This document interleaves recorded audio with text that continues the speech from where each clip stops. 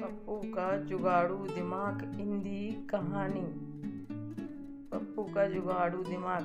गांव का नाम था चिकनिया टोला, जहाँ मुर्गे कम और बातें ज़्यादा होती थी। इसी गांव में रहता था पप्पू नाम के भले ही मासूम था, लेकिन उसका दिमाग पूरे गांव में चलता फिरता पेंच कहलाता था। पप्पू की खास बात ये थी कि वह हर काम में जुगाड़ ढूंढ लेता था, चाहे बिजली चली जाए, चाहे सरकारी राशन लाइन में लगना हो, या फिर मुर्गे को बिना काटे बिरयानी बनानी हो।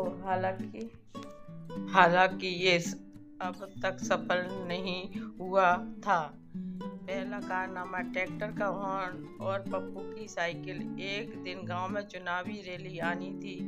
सब अपने अपने झंडे लेकर मैदान में जा रहे थे। पप्पू ने तय किया कि वो भी अपनी साइकिल पर रैली वाला लुक देगा, लेकिन उसकी साइकिल इतनी पुरानी थी कि उसे देखकर कबाड़ी वाला भी रो देता। अब पप्पू को चाहिए था कि कोई जोरदार हॉर्न, ताकि वह रैली में भीड़ से रास्ता मांग सके। उसने क्या किया, पड़ोसी के ट्रैक्टर से हॉर्न निकाला और अपनी साइकिल पर फिट कर दिया। अब हॉर्न को बजाने के लिए बैटरी चाहिए थी।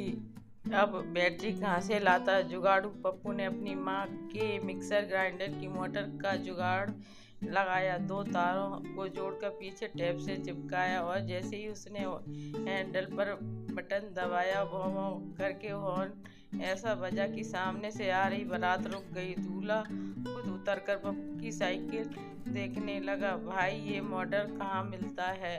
पप्पू बोला, खालिस देसी टेक्नोलॉजी है बाबू, पेटेंट लेने का सोच रहा हूँ। दूसरा कारनामा स्मार्ट टीवी और पप्पू का डिब्बा। पप्पू के पास टीवी नहीं थी, लेकिन उसे IPL देखना बहुत पसंद था। मोबाइल पर देखना उसे रास नहीं आता, क्योंकि आंखें खराब हो जाती थीं। असल में उसे पड़ोसियों को दिखाना होता था कि वो भी बड़ा मैच देखता है। अब आया जुगाड़। पप्पू गया बाजार, लाया एक पुराना डिब्बा बिस्किट का टिन, उसमें लगाया एक शीशा मोबाइल अंदर रखा और बाहर की ओर शीशा तिरछा फिट कर दिया। फिर उस पर सफेद कपड़ा तान दिया। जब लोग पूछे ये क्या है, पप्पू बोला, देसी प्रोजेक्टर। चीन वाले क्या खा के बनाएंगे ऐसा? गांव वाले आकर उसके आंगन में बैठते, मूंगफली खाते और दीवार पर IPL देखते। एक बार नेटवर्क चला गया तो पप्पू ने मोबाइल हवा में लटका दिया, ताकि टावर से नज़दीक हो जाए। बात में दम था, सिग्नल आ भी गया। तीसरा कारनामा बाबूलाल की शादी और पप्पू का लव गुरु अवतार।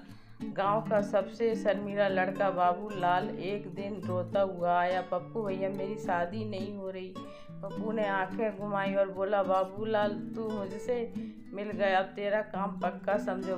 पप्पू ने सबसे पहले बाबूलाल का मेकओवर किया। उसके बालों में नारियल तेल की जगह पप्पू ने पार्ले जी बटर लगा दिया। कहता था, इससे बाल चमकते हैं। फिर उसे अंग्रेजी में 2 लाइनें रटा दी। Hi, I am Babulal, you are very clever. Babulal को ले जाकर लड़की वालों के घर पहुंचा। लड़की ने पूछा, आप क्या करते हो? बाबूलाल ने रटी हुई लाइन दोहराई, hi, I am clever, I means Babulal. लड़की के घर वालों ने तो बाबूलाल को पागल समझ लिया, लेकिन लड़की को तो इतनी हंसी आई कि उसने शादी के लिए हाँ कर दी। शादी हो गई। बाबूलाल ने पप्पू को शादी में पहला न्योता दिया। तू ना होता तो मैं आज भी कुंवारा होता। चौथा कारनामा कोरोना काल में पप्पू का सैनिटाइजर।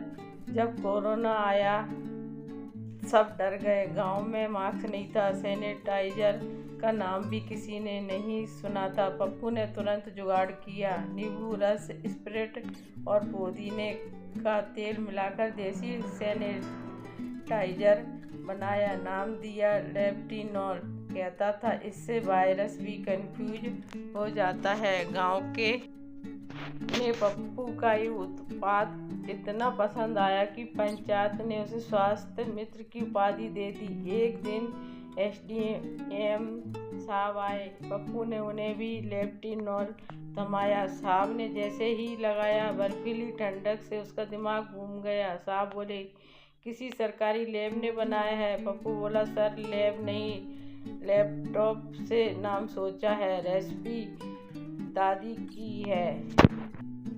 आखिरी कारनामा, चुनाव और पप्पू की किस्मत। गांव में चुनाव आए, सब पार्टी वाले प्रचार में लगे थे। पप्पू ने सोचा, क्यों ना मैं भी खड़ा हो जाऊं।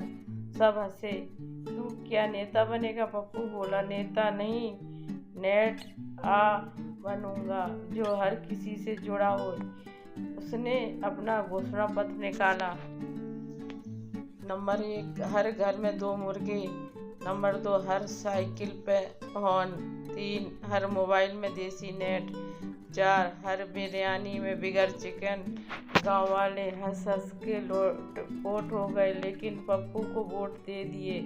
बस इसी में मजा था। पप्पू चुनाव जीत गया और हाँ, जीतने के बाद उसने 2 पहला काम किया। पंचायत भवन में एक जुगाड़ म्यूजियम खोल दिया। निष्कर्ष, पप्पू की कहानी हमें बताती है कि जिंदगी में थोड़ी सी आस, थोड़ा जुगाड़ और ढेर सारा आत्मविश्वास हो तो बड़े से बड़ा काम भी मज़ेदार हो सकता है। प्लीज़ मेरे चैनल को लाइक एवं सब्सक्राइब करें। कमेंट्स में लिखें आपको ये कहानी कैसी लगी। धन्यवाद।